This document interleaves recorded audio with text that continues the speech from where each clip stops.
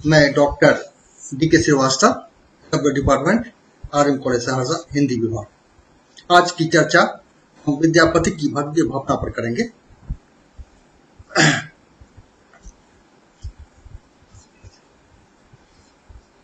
श्रृंगारिकता की कामना बिना भक्ति की नहीं हो सकती, अतः विद्यापति पूर्णतः भक्त कवि है। मैथिल कोकिल विद्यापति भक्त कवि थे। उनकी रचनाओं में श्रृंगार का द्विमुखी चित्रण हुआ है। उनमें स्थित राधा कृष्ण लौकिक नायक नायिका मात्र नहीं, वे कुछ और हैं। जीवात्मा परमात्मा की मिलन आतुरता की इस स्थिति में राधा कृष्ण तथा उनके प्रेम व्यवहार के प्रत्येक रूप का अर्थ बदलकर सार्वभौम बन ही जाता है। डॉक्टर ग्रियर्सन ने विद्यापति को महान भक्त कवि मानते हुए लिखा कि राधा और कृष्ण के प्रेम मिलन का जो चित्र उन्होंने प्रस्तुत किया है, वह आत्मा और परमात्मा के मिलन के रूप में। सरस पदावली का आश्रय लेकर उन्होंने भगवती राधिका के पवित्र उद्गारों से अपनी लेखनी को रसमय ही नहीं बनाया, अपितु साहित्य क्षेत्र में अपूर्व भावों की अवतारणा भी की। डॉक्टर श्याम सुंदर दास ने हिंदी भाषा और साहित्य शीर्षक पुस्तक में विद्यापति को हिंदी का प्रथम भक्त कवि स्वीकार किया। उन्हीं के शब्दों में काल की पूर्वापरता का ध्यान रखते हुए हम कह सकते हैं कि विद्यापति ही हिंदी में भक्ति काव्य के प्रथम कवि हैं। उनकी राधा और कृष्ण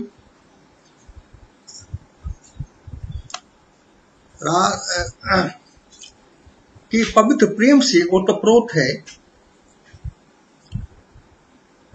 जिनमें कवि की भावमग्नता का परिचय मिलता है। सचमुच भावमग्नता तथा उसे प्रभावक रूप में अभिव्यंजित करने की विलक्षण प्रतिभा से ही कोई कवि सार्वभौम और कालजयी बन पाता है।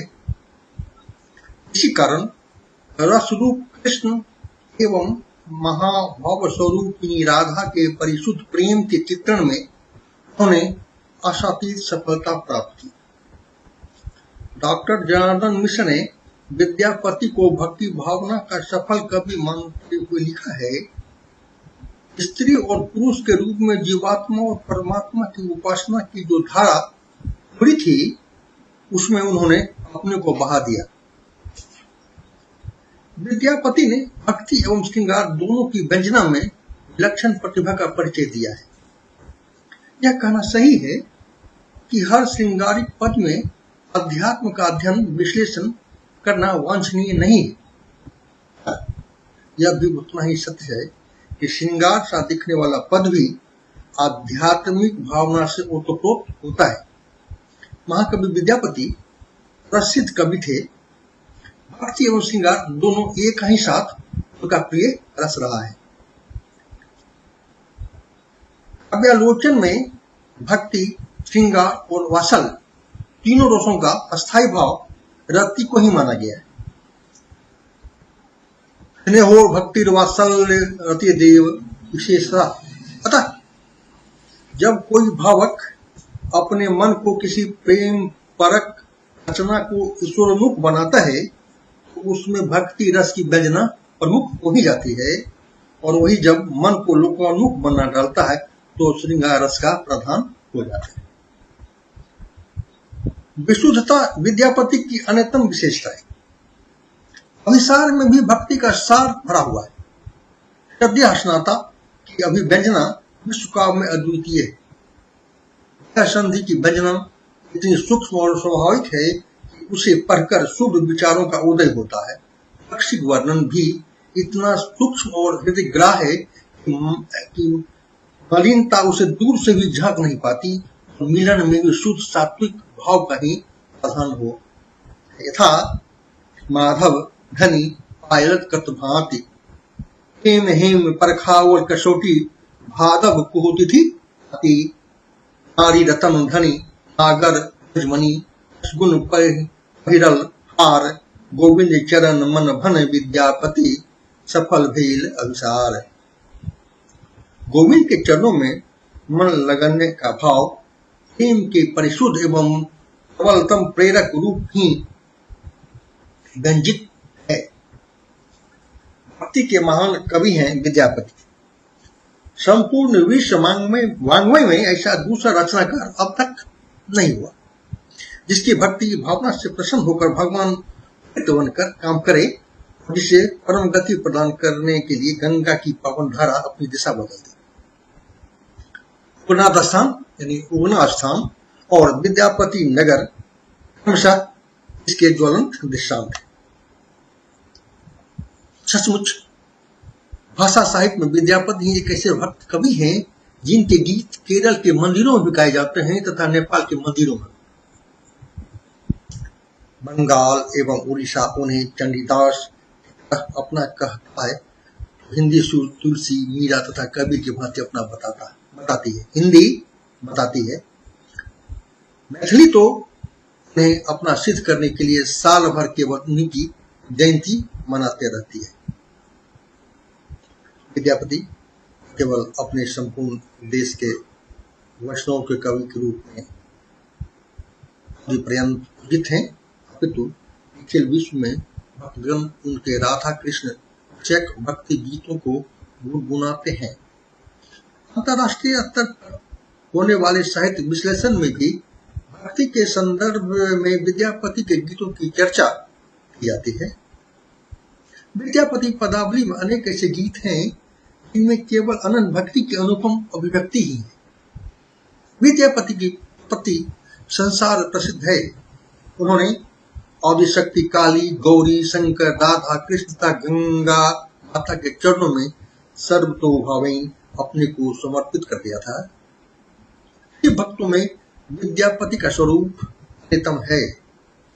जीव शिव के अंदर है। अपन निश्चलता, सरलता तथा भेदभाव विहीनता के कारण शुभकारी शिव भोलानाथ के नाम से भी प्रसिद्ध है।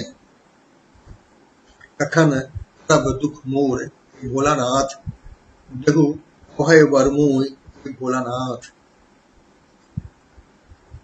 विद्यापति ने दर्शन की गहनता, संसार दुखालय है, तू कहीं जन्म भेल तू कहीं गमावल।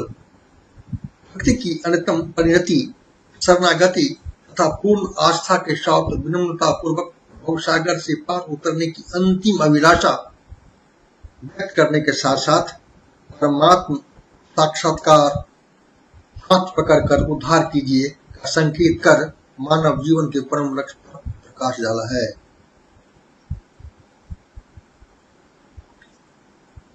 गंगा जल के पावन संग स्पर्श से ही भक्ति भावना से युक्त प्राणी का उद्धार हो जाता है। भारतीय अवधारणा रही है कि देव नदी गंगा के दर्शन मात्र से मनुष्य आचरणवान बन जाता है, जीवन के सम्यक विकास का मूलाधार है। गंगा के पावन तट पर विद्यापति को विलक्षण अनुभव हुआ कि उससे अधिक सुख और कुछ मिल नहीं सकता। अलौकिक अनुभूति भरकर संसार में भी क्या सकता है। आंसू बह रहे हैं उनकी आंखों से।